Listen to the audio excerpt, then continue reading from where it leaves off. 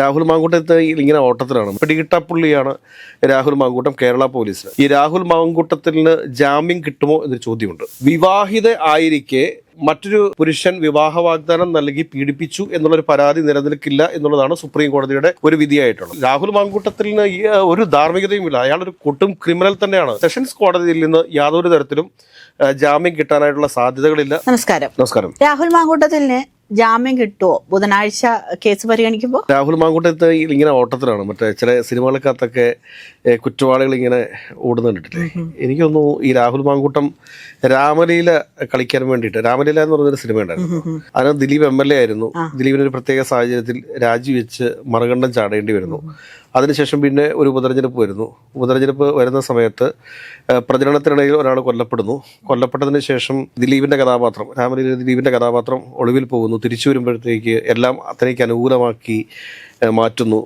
ആ ഒരു രാമലീല സിനിമയിൽ നിന്നുള്ള എന്തെങ്കിലുമൊക്കെ ഇൻസ്പിറേഷന്റെ അടിസ്ഥാനത്തിലായിരിക്കാം ഒരുപക്ഷെ ഈ രാഹുൽ മാങ്കൂട്ടം ഇപ്പം ഇങ്ങനെ ഒളിച്ചോടിയിരിക്കുന്നത്. അത് ഒളിച്ചോടി എന്ന് തന്നെയാണ് പറയേണ്ടത്. കാരണം മുങ്ങി എന്ന് തന്നെയൊക്കെ പറയേണ്ടി വരും.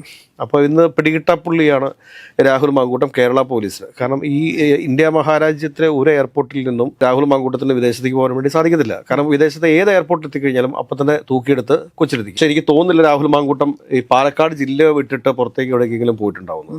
അപ്പോൾ ഒരുപക്ഷെ പോലീസ് സ്റ്റേഷന് തൊട്ടടുത്തുള്ള ഏതെങ്കിലും ഒരു ലോഡ്ജ് മുറിയിൽ അല്ലെങ്കിൽ ഏതെങ്കിലും ഒരു വീട്ടിൽ ഒക്കെ രാഹുൽ മാങ്കൂട്ടം ഇങ്ങനെ ടെൻസ്ഡ് ആയിട്ടോ അതല്ലെങ്കിൽ മറ്റ് ട്രോമയിലോ ഒക്കെ ഉണ്ടാവും.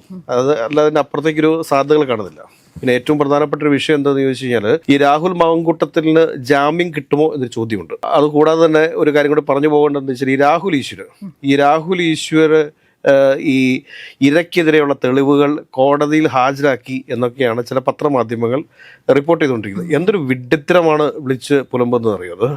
കാരണം രാഹുൽ ഈശ്വറിനെതിരെയുള്ള ഒഫൻസ് എന്താണ്, അല്ലെങ്കിൽ ഏതൊക്കെ വകുപ്പുകളാണ് ചുമത്തിയിരിക്കുന്നത്, ആ വകുപ്പുകളിൽ ഫസ്റ്റ് ഇൻഫർമേഷൻ റിപ്പോർട്ട് കോടതിയിൽ സബ്മിറ്റ് ചെയ്തതിന് ശേഷം അവിടെ നിന്ന് ജാമ്യം അനുവദിക്കണമോ വേണ്ടയോ എന്നുള്ളത് ജഡ്ജിന്റെ വിവേചനാധികാരത്തിൽപ്പെട്ടതാണ്. അവിടെ ഈ പറയുന്ന പോലെ പോലീസ് പറയുന്നതിന് അവിടെ സ്റ്റേറ്റ്, അതാണ് പോലീസ്, ഈ പോലീസ് പറയുന്നതിനാണ് ഏറ്റവും കൂടുതൽ ഇവര് മുൻതൂക്കം നൽകുക. മറിച്ച് പ്രതി പറയുന്ന തെളിവുകളോ കാര്യങ്ങളോ ഇതൊന്നും അവിടെ പരിശോധിക്കപ്പെടണമെന്ന് നിർബന്ധമില്ല. അതൊക്കെ വിചാരണാ വേളകളിലാണ് പരിശോധിക്കപ്പെടുക.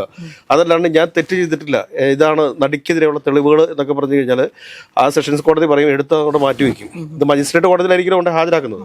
ഈ മജിസ്ട്രേറ്റ് കോടതി കൊണ്ട് ഹാജരാക്കുന്ന സമയത്ത് അത് അങ്ങോട്ട് മാറ്റിവെക്കും. പോലീസ് ആവശ്യപ്പെടുകയാണ് ഈ കുറ്റവാളി ഈ കുറ്റം ചെയ്തിട്ടുണ്ട്, അതുകൊണ്ട് തന്നെ ഇദ്ദേഹത്തെ ഞങ്ങൾക്ക് പോലീസ് കസ്റ്റഡിയിൽ ആവശ്യമുണ്ട് എന്ന് പറയുന്ന ഒരു സാഹചര്യം ഉണ്ടെങ്കിൽ ഈ രാഹുൽ ഈശ്വറിനെ പിടിച്ച് അകത്തേക്ക് വിടും. 14 ദിവസത്തെ റിമാൻഡിലേക്ക് വിടുന്ന കാര്യത്തിൽ സംശയമൊന്നും വേണ്ട. പത്രമാധ്യമങ്ങൾ റിപ്പോർട്ട് ചെയ്യുന്ന സമയത്ത് ആ റിപ്പോർട്ടറുടെ അറിവില്ലായ്മ പലപ്പോഴും ഈ പ്രേക്ഷകരെ തെറ്റിദ്ധരിപ്പിക്കാറുണ്ട് എന്നുള്ളതാണ് ഒരു വസ്തുത. അത് പറയാൻ വേണ്ടി പറഞ്ഞു മാത്രമേ ഉള്ളൂ. ഇവിടെ രാഹുൽ മാങ്കൂട്ടത്തിന്റെ കാര്യത്തിൽ സംഭവിക്കാൻ പോകുന്നത് എന്താ വെച്ചാൽ സെഷൻസ് കോടതിയിൽ നിന്ന് ഒരു കാരണവശാലും രാഹുൽ മാങ്കൂട്ടത്തിന് മുൻകൂർ ജാമ്യം കിട്ടാനായിട്ടുള്ള സാധ്യതയില്ല. അങ്ങനെ ഏതെങ്കിലും തരത്തിൽ മുൻകൂർ ജാമ്യം ലഭിക്കാനുള്ള ഒരു സാധ്യത ഉണ്ടായിരുന്നുവെങ്കിൽ ഈ ജാമ്യാപേക്ഷ സമർപ്പിച്ച അന്ന് തന്നെ കോടതിക്ക് ഇദ്ദേഹം ഒരു MLA ആണ്, ജനപ്രതിനിധിയാണ് എന്നൊക്കെയുള്ളൊരു പരിഗണന വെച്ചുകൊണ്ട് നോട്ട് അറസ്റ്റ് കൊടുക്കാമായിരുന്നു. അപ്പോൾ അങ്ങനെ നോട്ട് അറസ്റ്റ് ഒന്നും അദ്ദേഹത്തിന് കൊടുത്തിട്ടില്ല. അപ്പോൾ അതിന്റെ അടിസ്ഥാനത്തിൽ നമ്മൾ മനസ്സിലാക്കേണ്ട കാര്യം എന്താണ് എന്ന് ചോദിച്ചു കഴിഞ്ഞാൽ കോടതി ഈ കേസുമായി ബന്ധപ്പെട്ടുള്ള കാര്യങ്ങൾ വിശദമായിട്ട് പരിശോധിക്കും. ഈ മുൻകൂർ ജാമ്യം നൽകുന്നതിന് തൊട്ട് മുമ്പായിട്ട് തന്നെ പോലീസ് ഒരു ഫസ്റ്റ് ഇൻഫർമേഷൻ റിപ്പോർട്ട് സെഷൻസ് കോടതിയിൽ മുൻകൂർ ജാമ്യത്തിന് വേണ്ടിയിട്ട് അപേക്ഷ സമർപ്പിക്കുന്ന സമയത്ത് പോലീസിന്റെ കൈവശം റിപ്പോർട്ട് ആവശ്യപ്പെടും. അപ്പോൾ പോലീസ് കൊടുക്കുന്ന റിപ്പോർട്ടുണ്ട്. ആ റിപ്പോർട്ട് പരിശോധിച്ചതിന് ശേഷം പോലീസ് വളരെ സ്ട്രോങ് ആയിട്ട് പറയുകയാണ് ഈ പ്രതിക്ക് ഇപ്പം ജാമ്യം കൊടുക്കാൻ പാടില്ല. കാരണം ഇദ്ദേഹം ഒളിവിൽ പോയിട്ടുള്ള ഒരാളാണ്. ഇയാൾ നിയമത്തിന് മുമ്പിൽ വരാനായിട്ട് യാതൊരുവിധ സാധ്യതകളുമില്ല. ഇതിനു മുമ്പ് ഇദ്ദേഹം നിയമം ലംഘിക്കുകയും, അതായത് നിലമ്പൂർ തെരഞ്ഞെടുപ്പിന്റെ സമയത്തൊക്കെ നിയമം ലംഘിച്ചിട്ടുണ്ട്. ഉദ്യോഗസ്ഥന്മാർ നടത്തിയ വാഹന പരിശോധനയൊക്കെ തടസ്സപ്പെടുത്തുന്നതും അതോടൊപ്പം തന്നെ ആ ഉദ്യോഗസ്ഥരെ വെല്ലുവിളിക്കുന്നതൊക്കെ നമ്മൾ കണ്ടിട്ടുള്ളതാണ്. അപ്പൊ ഇതൊക്കെ ഈ കേസിന്റെ സമയത്ത് പ്രോസിക്യൂഷന്റെ വക്കീൽ കോടതിയിൽ ഉറപ്പായിട്ടും പറയും. ഇത് പറയുന്ന സമയത്ത് രാഹുലിനെ സംബന്ധിച്ച് രാഹുൽ പറയുക എല്ലാ നിയമത്തിന് മുമ്പിൽ പൂർണ്ണമായിട്ട് ഞാൻ കീഴടങ്ങും, നിയമത്തിന് വിധേയമായിട്ട് ഇതിനെ പ്രവർത്തിക്കത്തുള്ളൂ, നിയമത്തിൽ ഞാൻ ഒളിച്ചോടുകയില്ല എന്നൊക്കെ പറയുന്ന സമയത്ത് പ്രോസിക്യൂഷൻ ചോദിക്കും കഴിഞ്ഞ 5 ദിവസമായിട്ട് താങ്കൾ എവിടെയായിരുന്നു, ഈ കേസ് ചാർജ് ചെയ്ത് 5 ദിവസമായിട്ട് താങ്കൾ എവിടെയായിരുന്നു. അങ്ങനെയുള്ള ഒരുപാട് ചോദ്യങ്ങൾ വരും. അതുകൂടാതെ തന്നെ ഇദ്ദേഹം അന്വേഷണത്തെ തടസ്സപ്പെടുത്തുന്ന ഒരു വ്യക്തി തന്നെയാണ് എന്നുള്ളതിന് ഏറ്റവും ഒരു ഉദാഹരണമാണ് നിലമ്പൂരിൽ നടന്നിട്ടുള്ള വാഹന പരിശോധനയുമായി ബന്ധപ്പെട്ട് നടന്നിട്ടുള്ള ഇൻസിഡന്റ് ഒക്കെ. അതൊക്കെ ഇവിടെ പരിശോധിക്കപ്പെടും. അതുകൂടാതെ തന്നെ രാഹുൽ മാങ്കൂട്ടം ഒരു കാര്യം മനസ്സിലാക്കേണ്ടതെന്ന് വെച്ചാൽ വിവാഹിത ആയിരിക്കെ മറ്റൊരു പുരുഷൻ വിവാഹ വാഗ്ദാനം നൽകി പീഡിപ്പിച്ചു എന്നുള്ളൊരു പരാതി നിലനിൽക്കില്ല എന്നുള്ളതാണ് സുപ്രീം കോടതിയുടെ ഒരു വിധിയായിട്ടുള്ളത്. മറിച്ച് ഇവിടെ ഇരയായ പെൺകുട്ടി പോലീസിന് നൽകിയിരിക്കുന്ന മൊഴിയിൽ ഒരിടത്ത് പോലും തനിക്ക് വിവാഹ വാഗ്ദാനം നൽകിയിട്ടാണ് പീഡിപ്പിച്ചത് എന്നുള്ള കാര്യം പറഞ്ഞിട്ടില്ല. തന്നെ ബലാത്സംഗം ചെയ്തു എന്നാണ് പറഞ്ഞിട്ടുള്ളത്, റേപ്പ് ചെയ്തു എന്നാണ് പറഞ്ഞിട്ടുള്ളത്. ഒരുപക്ഷെ ഇപ്പോൾ രാഹുൽ മാങ്കൂട്ടം കോടതിയിൽ സമർപ്പിച്ചിരിക്കുന്ന കുറച്ച് ചാറ്റുകളും കാര്യങ്ങളൊക്കെ ഉണ്ട്. ആ ചാറ്റുകളിൽ ഏതെങ്കിലുമൊക്കെ സമയത്ത് ഒരു പ്രണയാഭ്യർത്ഥന ആരുടെ ഭാഗത്തു നിന്ന്, രാഹുൽ മാങ്കൂട്ടത്തിൻ്റെ ഭാഗത്തു നിന്ന് ഉണ്ടായിട്ടുണ്ടാവും. ആ പ്രണയാഭ്യർത്ഥനയെ ഒരുപക്ഷെ വിവാഹ വാഗ്ദാനമായിട്ട് കോടതി പരിഗണിക്കുമെന്നുള്ള കാര്യം അത് കോടതി തന്നെ തീരുമാനിക്കേണ്ട കാര്യമാണ്. അത് കോടതിയുടെ വിവേചനാധികാരത്തിൽപ്പെട്ടതാണ്. ഇനിയിപ്പം കല്യാണം കഴിക്കാമെന്നുള്ളൊരു വാഗ്ദാനം രാഹുൽ മാങ്കൂട്ടം നൽകിയിട്ടുണ്ടോ എന്ന് നമുക്ക് അറിഞ്ഞുകൂടാ. എങ്കിലും പെൺകുട്ടി പറയുന്ന കാര്യം പെൺകുട്ടിയെ ബലാത്സംഗം ചെയ്തു എന്ന് തന്നെയാണ് പറഞ്ഞിരിക്കുന്നത്. അപ്പോൾ രാഹുൽ മാങ്കൂട്ടം പറയുന്ന പരസ്പര സമ്മതത്തോടു കൂടിയിട്ടാണ് ഇവർ തമ്മിലുള്ള ലൈംഗിക ബന്ധത്തിൽ ഏർപ്പെട്ടിരിക്കുന്നത് എന്നാണ് പറഞ്ഞിരിക്കുന്നത്. ഈ പറയുന്ന രണ്ടുപേരും തമ്മിൽ പിന്നെ സ്നേഹത്തിലായിരുന്നെങ്കിൽ എന്തിനാണ് ഈ പറയുന്ന റെക്കോർഡൊക്കെ എടുത്തു വെച്ചത്? രാഹുൽ മാങ്കൂട്ടത്തിന്റെ കയ്യിലും തെളിവുണ്ടെന്ന് പറയുന്നല്ലോ. ഇപ്പം ഒരാളുമായിട്ട് പ്രണയത്തിലാണെങ്കിൽ, അതായത് ഈ ഭയങ്കരമായിട്ടൊരു സ്നേഹമാണെങ്കിൽ അതിന്റെ ഇടയിൽ ഇപ്പൊ സംസാരിക്കുന്ന കാര്യങ്ങൾ റെക്കോർഡ് ചെയ്ത് വെക്കണ്ട. ഇതെന്താ വെച്ചാൽ ഇപ്പൊ ഓട്ടോമാറ്റിക് റെക്കോർഡ് എല്ലാവരുടെയും ഫോണിലുണ്ട്. ഒട്ടുമിക്ക ആളുകളും ഓട്ടോമാറ്റിക് റെക്കോർഡ് ചെയ്ത് വെക്കുന്നുണ്ടാവും. അതിനൊക്കെ അപ്പുറത്തേക്ക് താൻ വിശ്വസിക്കുന്ന അല്ലെങ്കിൽ താൻ സ്നേഹിക്കുന്ന പുരുഷൻ തന്നെ വഞ്ചിക്കുകയാണ് എന്ന് മനസ്സിലാക്കുന്ന ഒരു സ്റ്റേജ് ഉണ്ട്. അവിടം തുടങ്ങി ഒരുപക്ഷെ ഈ പെൺകുട്ടി കുറച്ച് അലേർട്ടായിട്ടുണ്ടാവും. ഇതിന് കുറച്ചൊക്കെ തെളിവുകൾ ശേഖരിച്ചിട്ടുണ്ടാവും. കാരണം ഒന്നുമല്ലെങ്കിലും ഇയാളൊരു MLA ആണല്ലോ, ഒരു ജനപ്രതിനിധിയാണല്ലോ. അപ്പോൾ ഇയാൾക്ക് ചില ലിമിറ്റേഷൻസ് ഉണ്ട്. ആ ലിമിറ്റേഷൻസ് ക്രോസ് ചെയ്ത് പോയി കഴിഞ്ഞാൽ ഉറപ്പായിട്ടും തന്റെ കയ്യിൽ എന്തെങ്കിലുമൊക്കെ എവിഡൻസ് വേണമല്ലോ. ഒരു കുട്ടിയെ ഇവര് വയറ്റില് പെറുകയാണ്. ചോദിക്കുന്നത് രാഹുലിന്റെ കാര്യത്തിലും അങ്ങനെ തന്നെ. രാഹുലിനും തെളിവ് കൊടുത്തു. രാഹുൽ മാങ്കൂട്ടം എന്ന് പറയുന്ന വ്യക്തിക്ക് എന്തെങ്കിലും ഒരു എത്തിക്സോ ധാർമ്മികതയോ ഉണ്ടെന്ന് ഇത് നമുക്ക് ആർക്കെങ്കിലും പറയാൻ പറ്റുമോ? നമുക്ക് ആർക്കെങ്കിലും പറയാൻ പറ്റും? ഇപ്പൊ രാഹുൽ മാങ്കൂട്ടത്തെ അനുകൂലിച്ച് സംസാരിക്കുന്ന ആളുകൾക്ക് പോലും ഈ രാഹുൽ മാങ്കൂട്ടം കോടതിയിൽ പോയിട്ട് പരസ്പര സമ്മതത്തോടുകൂടിയാണ് ഞങ്ങൾ ലൈംഗിക ബന്ധത്തിൽ ഏർപ്പെട്ടിരിക്കുന്നത് എന്ന് പറഞ്ഞതോടുകൂടി അത് കഴിഞ്ഞില്ലേ? ബാക്കി എല്ലാ ആളുകളും ഉന്നയിക്കുന്ന ആരോപണങ്ങളിലൊക്കെ എന്തെങ്കിലുമൊക്കെ സത്യമുണ്ട് എന്നുള്ളൊരു രീതിയിലേക്കല്ലേ ചിന്തകൾ പോയിക്കൊണ്ടിരിക്കുന്നത്. അത് നമ്മൾ മനസ്സിലാക്കണ്ടേ?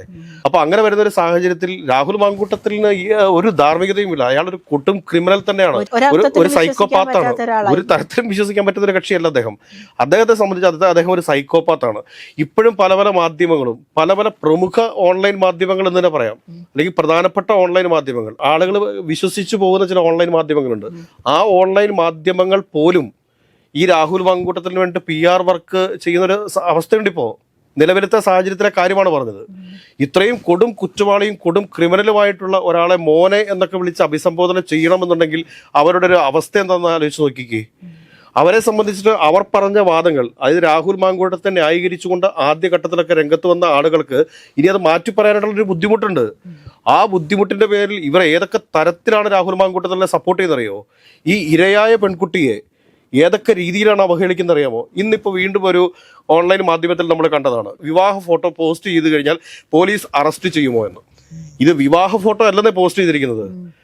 രാഹുൽ ഈശ്വരും ഈ സന്ദീപ് വാര്യരും കൂടി സോഷ്യൽ മീഡിയ മാധ്യമങ്ങളിൽ പോസ്റ്റ് ചെയ്തിരിക്കുന്ന വിവാഹ ഫോട്ടോ അല്ല, 1 വർഷം മുമ്പ് നടന്നൊരു വിവാഹത്തിന്റെ ഫോട്ടോയാണ്. ആ വിവാഹത്തിലെ പെൺകുട്ടിയാണ് ഇപ്പോഴത്തെ ഇര എന്ന് പറയുന്നയാള്. ഇത് എല്ലാവർക്കും വെളിപ്പെടുത്തി കൊടുത്തവരാണ് ഈ സന്ദീപ് വാര്യരും രാഹുൽ ഈശ്വരും കൂടെയല്ലേ. ഇതുമായിട്ട് കോടതിയിലേക്ക് ചെന്ന് കഴിഞ്ഞാൽ രാഹുൽ ഈശ്വരനും സന്ദീപ് വാര്യർക്കും നീതി കിട്ടുമെന്നാണ് പ്രതീക്ഷിക്കുന്നത്? എനിക്ക് തോന്നുന്നില്ല. അങ്ങനെയൊക്കെ വരുന്ന സാഹചര്യത്തിൽ ഈ ബുധനാഴ്ച സെഷൻസ് കോടതി ഈ കേസ്, രാഹുൽ മാങ്കൂട്ടത്തിന്റെ കേസ് പരിഗണിക്കുന്ന സമയത്ത് അവിടെ നിന്ന് ജാമ്യം തള്ളാനായിട്ടാണ് സാധ്യതകൾ. ഇപ്പൊ പോലീസ് ഇന്നോ നാളെയോ ഈ രാഹുൽ മാങ്കൂട്ടത്തെ അറസ്റ്റ് ചെയ്യാൻ രാഹുൽ മാങ്കൂട്ടം ഓട്ടോമാറ്റിക്കായിട്ട് റിമാൻഡിൽ പോകും. റിമാൻഡിൽ പോയി കഴിഞ്ഞാൽ പോലീസ് കസ്റ്റഡി ഒരുപക്ഷെ 4-5 ദിവസത്തെ പോലീസ് കസ്റ്റഡി ആവശ്യപ്പെട്ടേക്കാം. ഇങ്ങനത്തെയൊക്കെയുള്ള സാഹചര്യങ്ങളുണ്ട്. മറിച്ച് സെഷൻസ് കോടതിയിൽ നിന്ന് ജാമ്യ ഹർജി തള്ളിക്കഴിഞ്ഞാൽ നേരെ നെക്സ്റ്റ് ഡേ തന്നെ അവർക്ക് ഹൈക്കോടതിയിൽ മുൻകൂർ ജാമ്യത്തിന് വേണ്ടി കൊടുക്കാം. പക്ഷെ മുൻകൂർ ജാമ്യത്തിന് വേണ്ടി കൊടുത്തു കഴിഞ്ഞാലും നെക്സ്റ്റ് വീക്ക് ആയിരിക്കും ഈ മുൻകൂർ ജാമ്യാപേക്ഷ ഹൈക്കോടതി പരിഗണിക്കുക. ഒരുപക്ഷെ ഹൈക്കോടതിക്ക് കേസ് ഫയലിൽ സ്വീകരിച്ചിട്ട് വേണമെങ്കിൽ നോട്ട് അറസ്റ്റ് നൽകാം. അതൊക്കെ പരിഗണിക്കുന്ന ജഡ്ജിയുടെ വിവേചനാധികാരത്തിൽ പെട്ടിട്ടുള്ള കാര്യങ്ങളാണ്. ഇദ്ദേഹം ജനപ്രതിനിധിയാണ് എന്നൊക്കെ എന്തൊക്കെ വാദങ്ങളാണ് ഇദ്ദേഹത്തിന്റെ വക്കീല് കോടതിയിൽ പറയുക എന്ന് നമുക്ക് അറിഞ്ഞുകൂടാ. എങ്കിലും സെഷൻസ് കോടതിയിൽ നിന്ന് യാതൊരു തരത്തിലും ജാമ്യം കിട്ടാനായിട്ടുള്ള സാധ്യതകളില്ല. പല മുതിർന്ന IPS ഉദ്യോഗസ്ഥന്മാർ, റിട്ടയർഡ് ആയിട്ടുള്ള ആളുകളൊക്കെ വന്നിരുന്നിട്ട് പറയുന്നുണ്ട് ഉറപ്പായിട്ടും രാഹുൽ മാങ്കൂട്ടത്തിന് ജാമ്യം കിട്ടുമെന്നൊക്കെ. പക്ഷേ ഇവിടെ ഇരയാക്കപ്പെട്ടിരിക്കുന്ന പെൺകുട്ടി പറഞ്ഞിരിക്കുന്ന മൊഴി വളരെ കൃത്യമാണ്, വ്യക്തമാണ്, വളരെ സൂക്ഷ്മതയോടുകൂടി തന്നെ നടന്ന സത്യങ്ങളാണ് പറഞ്ഞിരിക്കുന്നത്. കള്ളങ്ങളൊന്നും പറഞ്ഞിട്ടില്ല. ഈ കള്ളങ്ങൾ ഒന്നും പറയാത്തത് കൊണ്ട് തന്നെ അവിടെ ഒരു സത്യത്തിനൊരു വിജയം ഉണ്ടാകും എന്ന് നമുക്ക് 100% നമുക്ക് വിശ്വസിക്കാം. ഈ പെൺകുട്ടി അനുഭവിച്ചിട്ടുള്ള വേദനയുണ്ട്, ദുഃഖമുണ്ട്, ഒരു ട്രോമ സ്റ്റേജ് ഉണ്ട്. ഇതൊക്കെ ഒരു സത്യം ഉറപ്പായിട്ടും ആ പെൺകുട്ടിക്ക് നീതി ലഭിക്കും എന്ന് തന്നെ വേണം നമ്മൾ പ്രതീക്ഷിക്കാനായിട്ട്. പുരുഷ കമ്മീഷന് വേണ്ടിയിട്ട് വാദിക്കുന്ന ആളുകളൊക്കെ ഒരു കാര്യം മനസ്സിലാക്കുക, നാളെ ഇവർക്കും ഒരു പെൺമക്കളൊക്കെ ഉണ്ടാകുന്ന സമയത്ത് അവർക്ക് ഇതുപോലത്തെ ഒരു അനുഭവം ഉണ്ടായിക്കഴിഞ്ഞാൽ എന്തായിരിക്കും അവസ്ഥ എന്ന്. അപ്പോൾ അതുകൊണ്ട് രാഹുൽ മാങ്കൂട്ടം ജാമ്യം നേടും, റിമാൻഡിലേക്ക് പോകത്തില്ല. പക്ഷേ കേരള പോലീസ് പിടിക്കണം എന്ന് വിചാരിച്ചാൽ പിടിക്കും. സെഷൻസ് കോടതി ഈ കേസ് പരിഗണിക്കുന്നതിന് മുമ്പോ അല്ലെങ്കിൽ സെഷൻസ് കോടതി ഈ ജാമ്യം തള്ളിക്കഴിഞ്ഞ ശേഷമോ ഉടനെ തന്നെ രാഹുൽ മാങ്കൂട്ടത്തെ പോലീസ് കസ്റ്റഡിയിൽ എടുത്തേക്കാം. മറിച്ച് ഹൈക്കോടതിയുടെ പരിഗണനയിലേക്ക് ജാമ്യ ഹർജി വന്നു കഴിഞ്ഞാൽ തീർച്ചയായിട്ടും ഹൈക്കോടതിയിൽ നിന്നും ഈ പറഞ്ഞ രാഹുൽ മാങ്കൂട്ടത്തിന് ജാമ്യം കിട്ടും എന്ന കാര്യത്തിൽ സംശയമൊന്നും വേണ്ട. പക്ഷേ ആ ജാമ്യം കിട്ടി പുറത്തു വരുന്ന രാഹുൽ മാങ്കൂട്ടം നിരപരാധിയാണ് എന്ന് പറഞ്ഞ് ന്യായീകരിച്ചുകൊണ്ട് ഇവിടുത്തെ സൈബർ വെട്ടുക്കിളികൾ ഇവിടെ ഇറങ്ങിക്കഴിഞ്ഞാൽ കേരളത്തിലെ പൊതുസമൂഹത്തിൻ്റെ ക്ഷമയെ ഇനിയും പരീക്ഷിക്കരുത് എന്ന് മാത്രമാണ് പറയാനുള്ളത്.